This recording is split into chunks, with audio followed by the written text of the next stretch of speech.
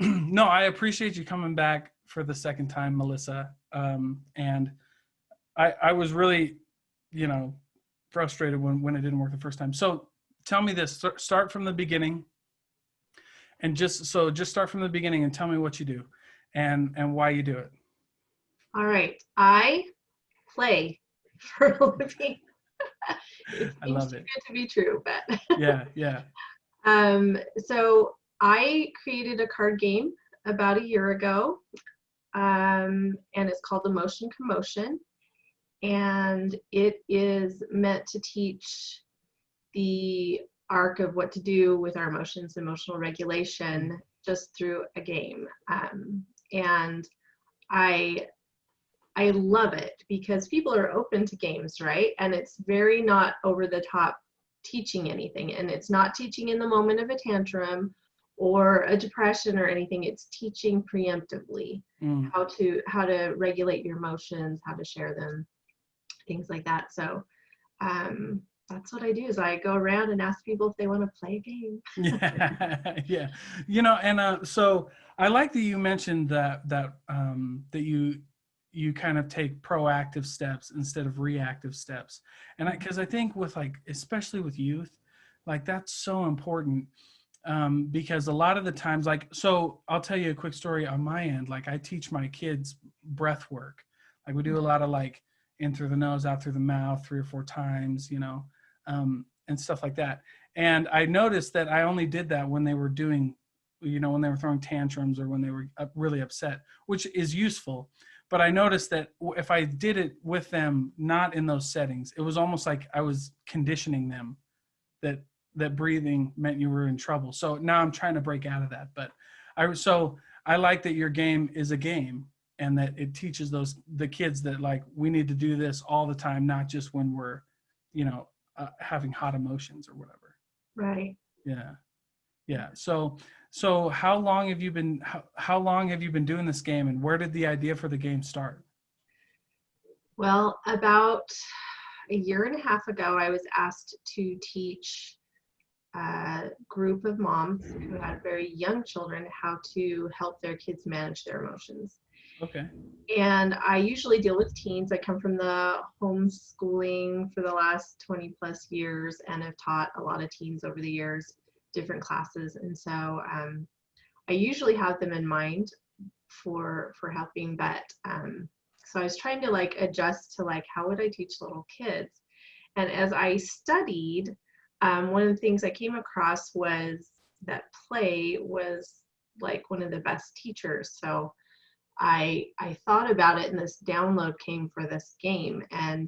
Um, and first of all, I've loved playing games all my life, and second of all, I've done a lot of healing work in my life. I've had to learn a lot of tools to manage my own emotions because of my own upbringing, and so I'm very geared towards how can I help our kids like learn to manage their emotions. Like how can I write that manual that our parents never got, right? Because Yeah. they really for the most part did not know how to manage their emotions because they weren't taught. You know, we bury things, we don't want to make people feel uncomfortable, and we still have that, you know, residual effect just because we didn't know any better. And so as I've learned a lot of healing tools, I just want to share them with our kids and with our teens, and this is a great introduction to just how to regulate your emotions. So when I got Yeah. this idea about a year and a half ago, as I was getting that class ready, I just started playing with friends, and it became a thing. I thought was for young kids and teens, and it's for everybody. I've played with empty nesters. I've played at business women's retreats. I've played with, you know, Wow. teens at my house on New Year's Day. You know, Yeah. just it's for everybody. Yeah. It's really fun. Yeah, yeah. Well, so you said this is interesting. I don't think we brought this up the last time we talked, but you said you played this game at like business women's retreats and like in business settings. How did that go? It's awesome. It's so awesome. Wow. Um, what I love Wow. about playing this game is that it connects people because we have the opportunity to Mm. be a little bit vulnerable with our emotions in front of others in a safe setting. And as you do that, you draw closer to people. And so when we are avoiding talking about our emotions, when we are not, managing them well and they explode on others, that doesn't connect us to people. But being a little bit vulnerable and practicing that through a fun game is so important to help us build empathy for others and for ourselves. I should probably just show you how to play the game so you understand what I'm talking about a little Yeah, yeah, bit. yeah. No, I really, yeah, absolutely. Get it queued up. One of the things that I love about interviewing business owners is like, we kind of talked about before, like when we met originally, I think we met on the Connect Utah Facebook group, right? Mhm, mhm. Okay. When we met originally, I rarely turn down a interview. And so I was like, hey, let's do it. And we kind of talked a little bit and I was like, this could be fun, but I had no idea that you had actually made a game that talks about managing our emotions. Because as a parent, I think for kids, like that is the biggest lesson that you can teach a kid, right? So yeah, let's do it. All right, I'm excited. fantastic. So this game is pretty simple and All right. complex at the same time. It's pretty fun. So it's called Emotion Commotion, and you have an action card and you Okay. have an emotion card. And so you do whatever the action is in the emotion, and then you let people guess what emotion you're trying to get across. Interesting. So this is a saying, and it says you can have your pet monkey back. So I get a little cheeky in this game, but anyway. And the card I drew is discouraged. So Okay. if I were to do this, I would be like, you can have your pet monkey Yeah.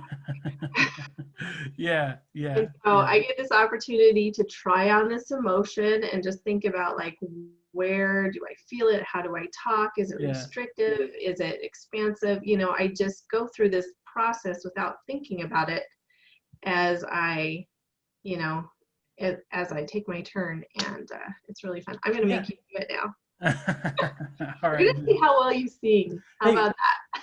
oh, how well I sing? I can't sing, but I mean, I'm done. Awesome. I don't do that. Awesome. Okay, so you've got singing The Ants Come Marching. Do you know that Oh, song? yes, of course I know that All song. right. All right. And I'm going to make you do it in Panicky. Oh, Panicky. You know what? I think I had this when we did this yesterday, but Mm-hmm. Panicky. Mm-hmm. Okay, let me see. Like, oh man, I can do the face, but I can't do the singing because I'm like freaking out. Like, oh no. Okay, hold on. I can do this. Like, now I'm blinking. Like now the ant. Oh, like the ants go marching two by two, right? Yep. That's it. So like, but it would be more of a facial thing for me, like the ants go marching two by two. That's awesome. Hey, that's part of the game, right? Then you get to like laugh about it. Right on. Somebody's gonna make fun of me, but I don't care. That's all right. I don't Yeah. read the comments. It's really funny because you get up there and people are like, I have to do what in what emotion? Yeah. They're so Yeah. random. Yeah. So part of the fun is just watching people be like, what, what, Yeah. Oh, for sure. Absolutely. But it's so fun because Yeah. you get to try on emotions. You're not judging whether they're good emotions or bad emotions, and I have Right. thoughts on whether emotions are good or bad or whatever. Yeah. Wait. So hold on. So Yeah. real quick, say that one more time. So we grow up thinking emotions are good or bad. So I had been abused as a child for a while, and I had some residual anger from that as a teen. And I just thought I was a bad person because I would have a quick temper. I didn't do anything like terrible to other people or whatever, but I would be a little bit more explosive, like when talking to my mom or whatever. I had a hard time not going from 0 to 60 with my anger sometimes. And Yeah. I just thought, that's terrible. Like, being angry is Mm. bad. And so I really hated that part of myself for so long. Yeah. And as I got married and I started having kids, I was like, I'm not taking this into my parenthood. I love my children. And so I went to counseling and read a lot, and that's where I Yeah. kind of started my healing journey. And I realized anger is not bad. It's Right. not wrong. It's Right. an emotion, and generally it's an emotion that we feel when our boundaries have been crossed, and my boundaries were crossed, Mm.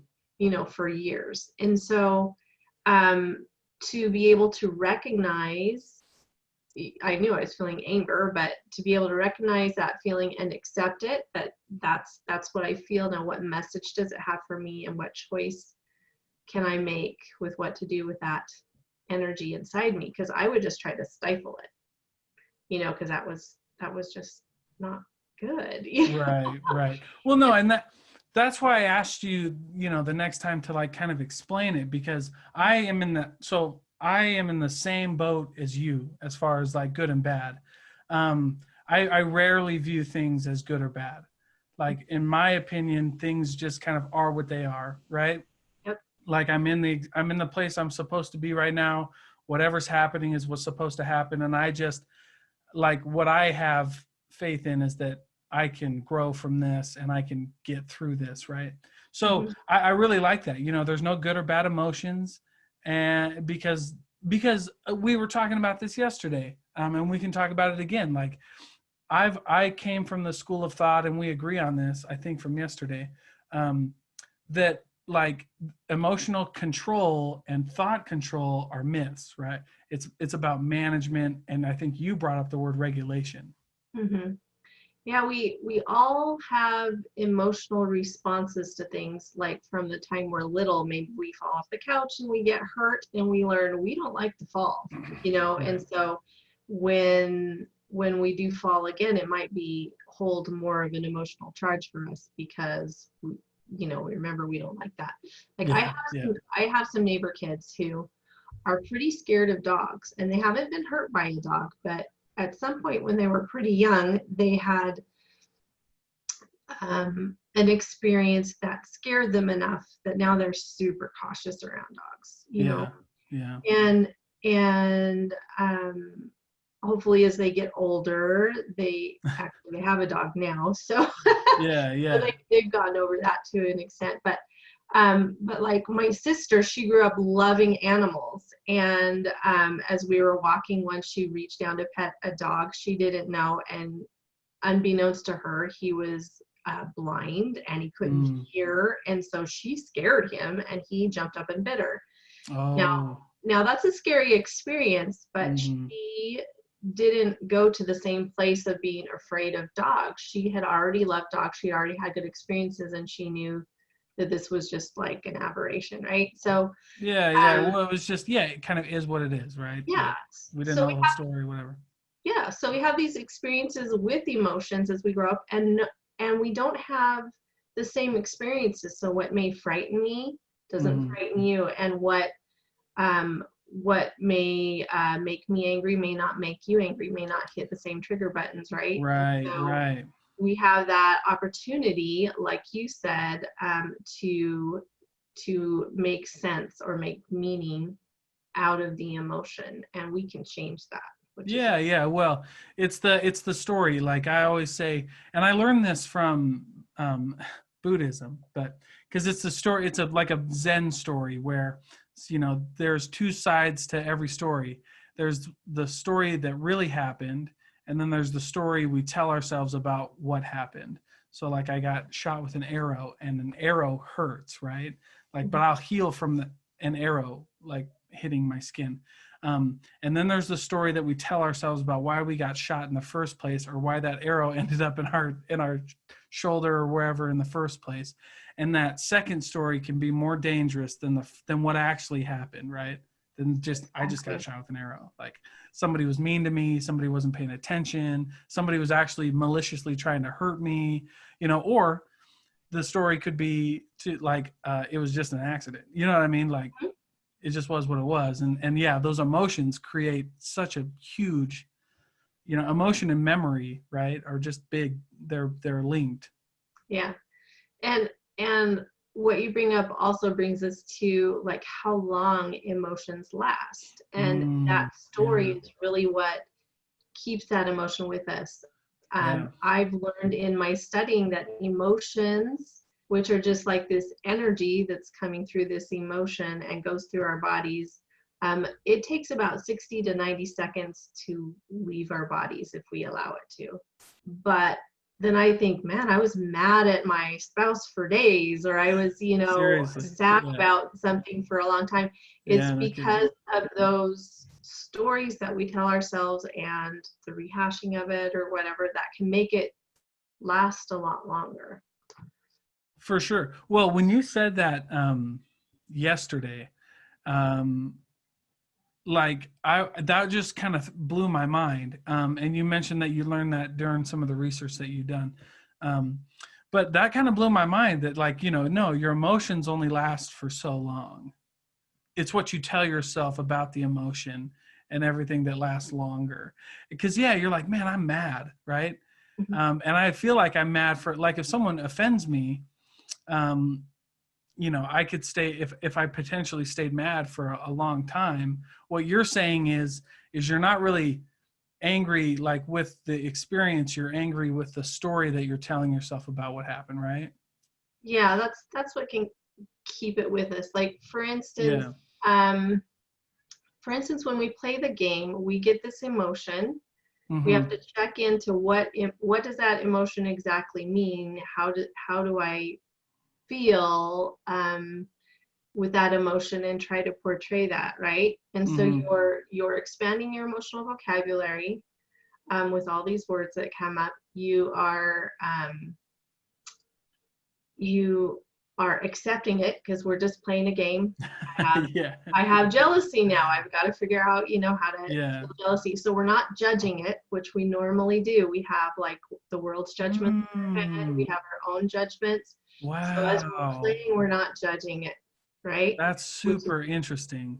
fantastic. And then you move it out through your body, whether it's by a saying, by talking, or whether it's by singing, or whether Mm. it's by moving. Like one of my cards is move like a frog. Maybe you have to move like a frog that's confused. Oh yeah. So fun. So you're moving Yeah. that energy through your body. So you're Yeah. learning the steps of emotional regulation to recognize, to accept, to move it through. And it's when we're in that judgment, like anger is bad, then we kind of stuff it. We don't allow it to move through. We don't accept that that's how we feel. And then it explodes much later, when we're triggered again. And we don't want that, right? So, Totally. yeah. Yeah, So totally. I, So go ahead, finish. no, go ahead. Oh, okay. All right. So I was gonna, you know, I really like that you said that, like, you brought up this point of not judging the emotions. How have you seen people? How have you seen that affect people, like when they judge their own emotions? Like, what do you mean by that? And like, can you tell me more about that? Well, I think it's kind of like I said, we are raised by a generation that didn't talk about how we felt because we don't want the neighbors to know, or so we're worried about the judgment of others and how they perceive us, or usually it's more steeped in the judgment we have of our own selves. Whatever we Yeah, learned, I yeah, learned, like yeah, I'm a church going person, yeah. and I grew up thinking anger was bad. Now, Mm, I didn't have a great perspective because I was a kid as I thought that. And anger meant I was going to get punished and I was going to get hurt when I was mm, younger, the anger of somebody yeah, else, right? So, of course, I would judge it harshly. And so I learned yeah. to judge myself harshly for that. So we just kind of grow up not having good emotional regulation modeled for us. And I really Wow. want to change that. I want us to be intentional about regulating our emotions so that we can Wow. teach our kids and our teens. Yeah.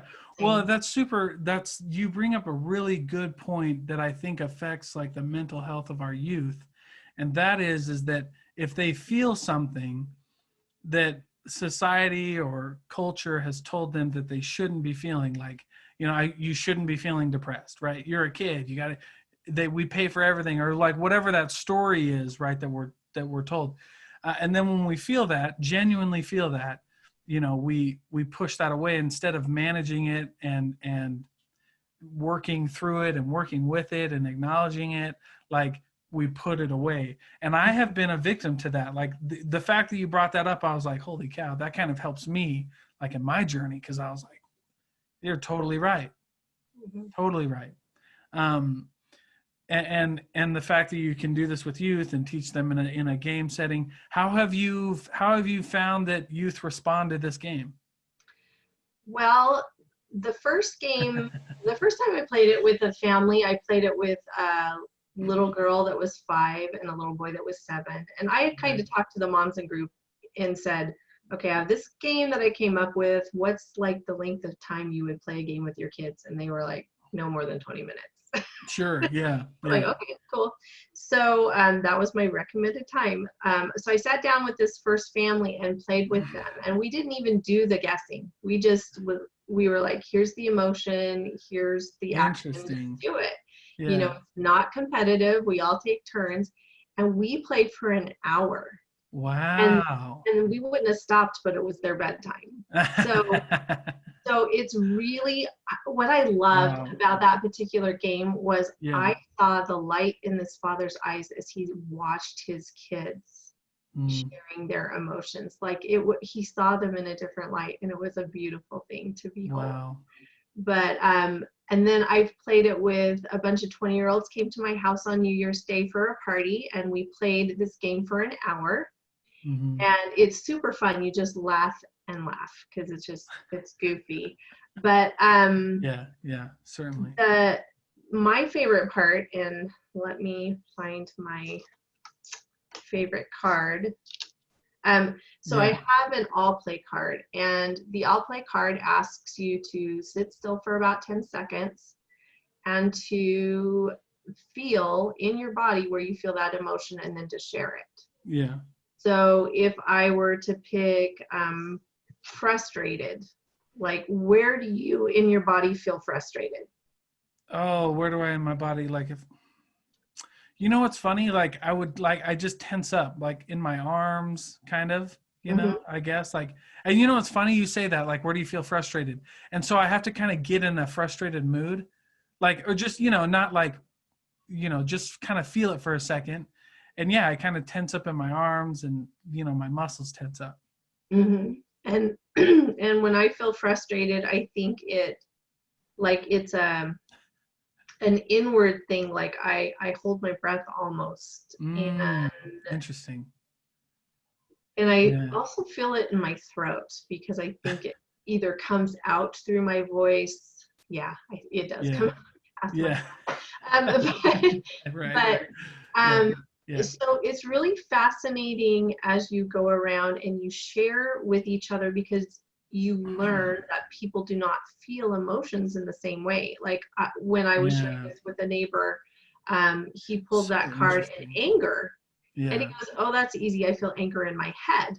And I was like, to me, that made no sense, because I don't feel anger in my head. Wow. I feel it, lower. And so, but this friend of mine has migraines all the time. And so I was just like, that's so fascinating. So, anyway, this all play card, back to the party on New Year's Day, we get to the all play card, and everybody shares where they felt the particular emotion that was strong. And then it started an hour and a half long conversation on their emotional life. And I just sat back. I wasn't a part of it. I just listened, and I was like, this is the best, Yeah, seriously. They came up with questions like, well, what's the emotion that you hate the most to feel, and why? Yeah. And wow, that was fascinating. Yeah. Yeah, I like that. No, and I find it fascinating that you were able to kind of work through that people feel emotions differently. And obviously we know that, but like even differently, like in their body. And when I hear that, my head goes like almost immediately to like interacting with people. Mm-hmm. Right. And so like, because, a lot of, a lot of bad things happen when we assume what other people are intending. You know what I mean? Like, Yes. if I feel someone tense up in their shoulders and stuff, I'm thinking this guy might hit me, where he might be thinking like I'm nervous, or I'm, something totally different than what I think that he's doing. So how do you teach the youth? You mentioned that you had, the game, and you had this awesome conversation. Are there any other ways that you try to like teach the youth how to like talk to people like that? Like if they encounter something like that, where people are feeling this and I can sense something is off, how do I engage in a conversation? Well, playing the game is really good Yeah. um, for developing those empathetic skills, because you are Mhm. tuning into body language. So somebody's getting up Yeah. there, you're really trying to guess what it is they're trying to convey. And so you are, like you said, recognizing that they aren't conveying it the way you would think. They're not feeling it possibly the way that you would think. Mm-hmm. Um, we all have emotions in common, but Sure. where we might feel them and how we might portray them is vastly different Yeah. because of Yeah. our experiences and our personalities. Yeah. And so just playing the game not only tunes you in, but it also helps you recognize when you're up Mhm. there, am I conveying what I think I'm conveying? Yeah. Like, No kidding. I Yeah. have Yeah. I perpetually like get asked if I'm tired, and no, I'm not tired. I'm just might be relaxed, or I might just be not thinking of anything. But Sure. in other Sure. people's experience, they're like, "Oh, you look so tired," and I'm Oh like, yeah, that means yeah, "Really?" tired or like apathetic or something. or yeah, or Yeah. or you're mad, and I'm like, "No, I'm not mad. I'm just thinking about what I think about that." You know Yeah. what I mean? So, um, Well, I like that you mentioned that, because I think as we've been talking, I kind of answered my own question. And that's just to be empathetic, and teaching kids just to be like, hey, it looks like something, you might be uncomfortable, something might be going on, I'm going to give you your space, or if you want to talk to me, something like that. You know what I mean? And just ha- let letting kids know that we all feel different things, and it's not and you know what, that's another good point. Like it's not their job to maybe figure it out. Maybe we just need to listen, right? right. Yeah. And as we learn to like accept Interesting. our own emotions and identify them, Yeah. then we are just like anything else, we're more willing to allow others to have their emotions, to take their time identifying, take their time seeing what it means for them.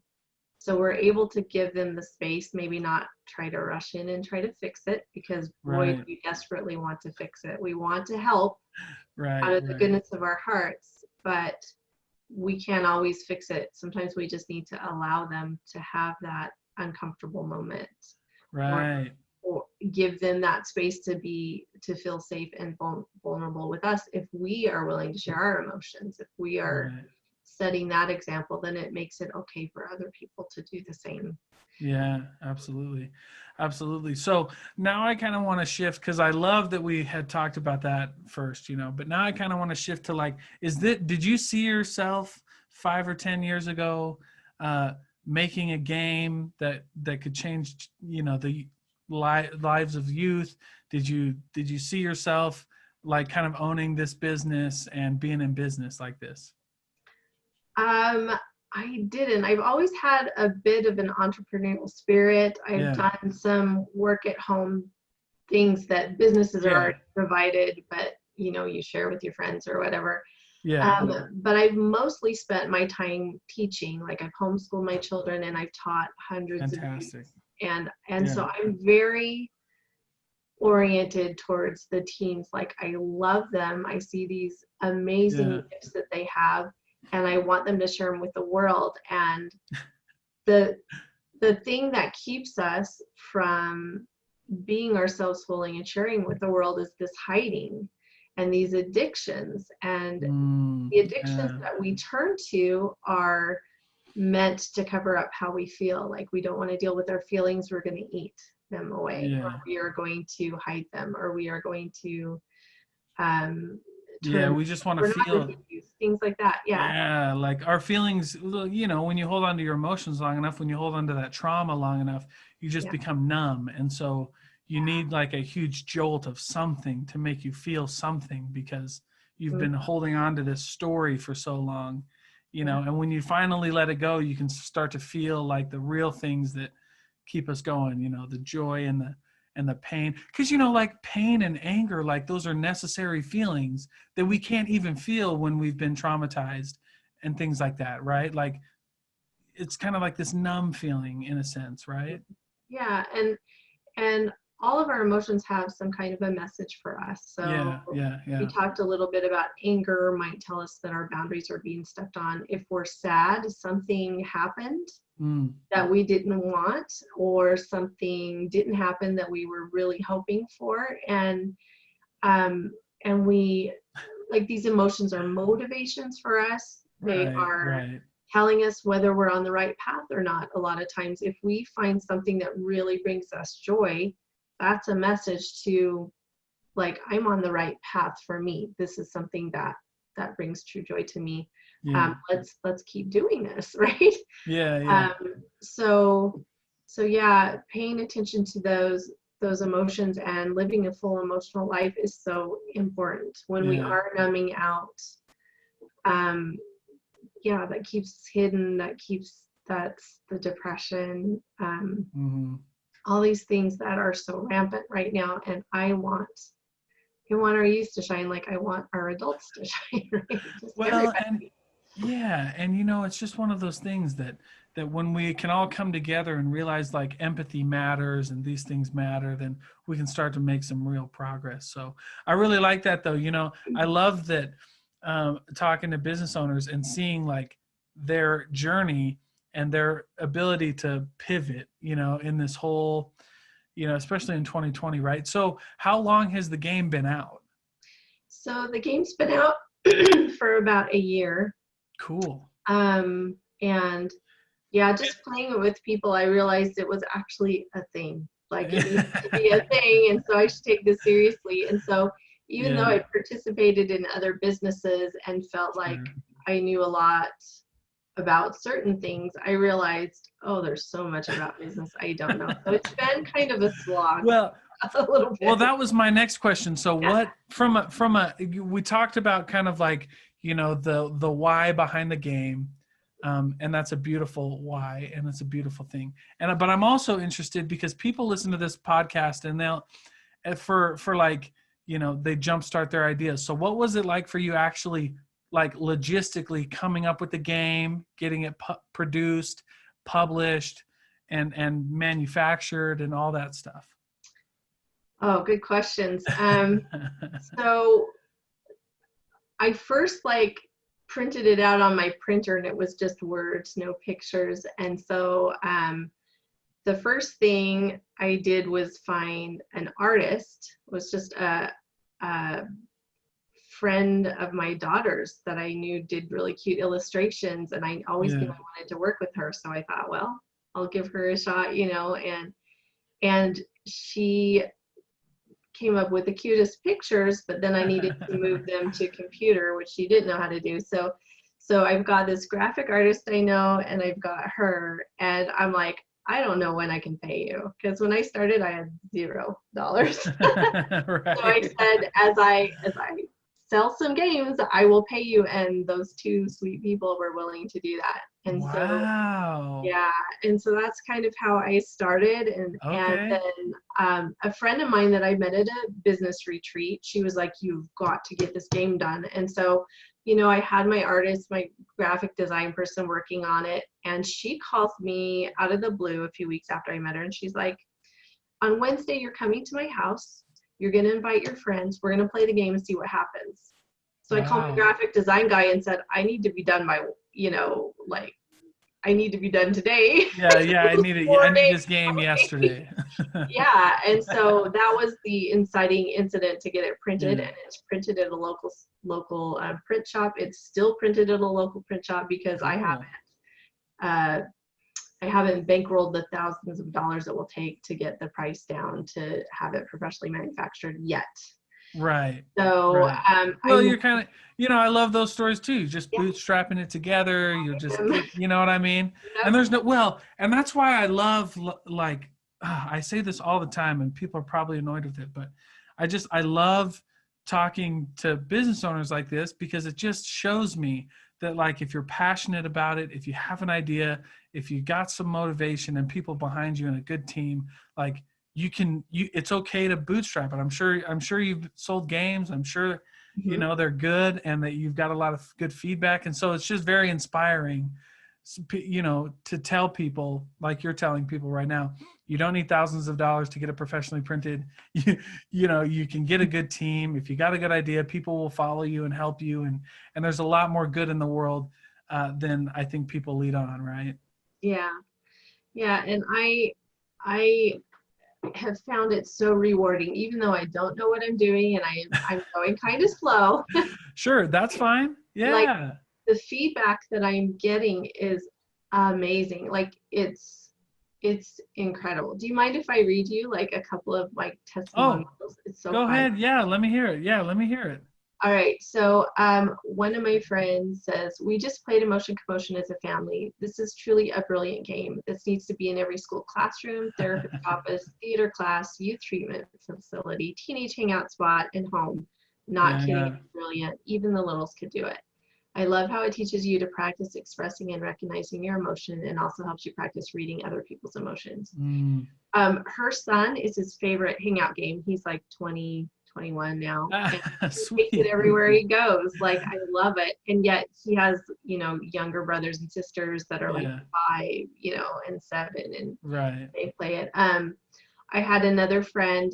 Oh, I loved it. She has 2 daughters that are about the tween age, and she said that they were having a tough time with her 12-year-old daughter as far as emotion. She was either like emotionless or she was on the ground tantruming. There wasn't much in between. And she says, I remembered that I picked up your game, and so we got it out. And she said, we played it, and I found out about some emotional things going on with my daughter I didn't even know Mm. about, and we had this amazing conversation. She says now it just sits out on Mm. the counter, and every day after school, when they were in school, she's like, every day after school we'll come, she'll pick up a card or 2 after school, and for 5 minutes we'll just like Wow. do one and talk about it. Wow. You know what, And that review brought up a question that I had kind of at the beginning and I've kind of been holding it, but I feel like that game would be really a good thing for even like couples, almost like, a type of therapy for couples or partners to like get, start getting stuff out. Because like you said, like, you play this game and people don't realize, but now now it creates a safe space where we can talk about things that need to be talked about, because a lot of the issues that arise in relationships, business relationships, personal relationships, come from like not talking, true, right? right, Jeez, that's so interesting. yeah, Very interesting. That's it, really cool. it's very, um well, I really appreciate you sharing that game with us, and I'm really excited that we got to meet, because I just shows again, like, there's just amazing people out there doing amazing things, changing the world, like right next door. we all Holy, have a zone of genius, and I love when people are finding that zone and yeah, living it. Like I can't help everybody with everything, right. but I can Sure. help play this game and Yeah, a good little. for you. So one last thing two last questions. So if somebody hears this, excuse me, and they want to buy the game, where do they go to find it? They can go to emotioncommotiongame.com and purchase it, Okay. or you can join my Facebook group, create a family connection. That's Wow. my company's name, and just let me know and I can help Yeah. you out. I love Yeah. to play the game. I love to speak to youth groups. I just, yeah. Yeah. Now you were telling me the other day that you're like turning this game into classes and things like that to teach people about emotion. Can you tell me a little bit about that? I like just remembered that. Yes, I do want to, I'm working on a little PDF file to send with people who buy the game that will give them some conversation starters. So you don't Mm. need to tackle every emotional problem you have, but you can try using this question the one time you're playing, or look at it this way. So Cool. I am creating a class for teens and for like an elementary school like ages, as far as using the game in the curriculum, but also helping them like find their zones of genius and living those out, but understanding like how their emotions have a play in that. And so I am working on that with a friend, and yeah, and I love Wow. to speak, and just playing the game and talking about, like, we didn't really cover like everything Yeah. necessarily that the game covers, but Yeah. I love to speak to that with groups and play it with them. So Yeah. Well, and I think that's really good too, because like a lot of people, you know, they might, I like that you have both avenues. You have the game and then you have some classes, because some people might not grab the game, but they'll certainly attend a class. And I think that that is like, something that's been in my mind too, is a lot of people just need to know how to just approach these situations. Like maybe you haven't been traumatized, maybe you don't have an addiction, maybe you don't have these things, but at some point in your life, everybody's going to meet somebody who's come across these things in their life, and you got to just know how to be empathetic, and you got to know how to see the signs, and you got to know how to just talk to people like that, you know what I mean, in a very open way. And so yeah, I really appreciate that. yeah. That's really cool. Well, good. Well, I said, I hope people get the game. Like I certainly am gonna pick it up and try it out. So I really appreciate you being here, and I really appreciate the message and what you're doing for the community and everything. So thank you. Well, thank you, Dalton. It's been really fun to talk to you. I Yeah. appreciate it. Yeah, absolutely. Have a great day. All right, you too.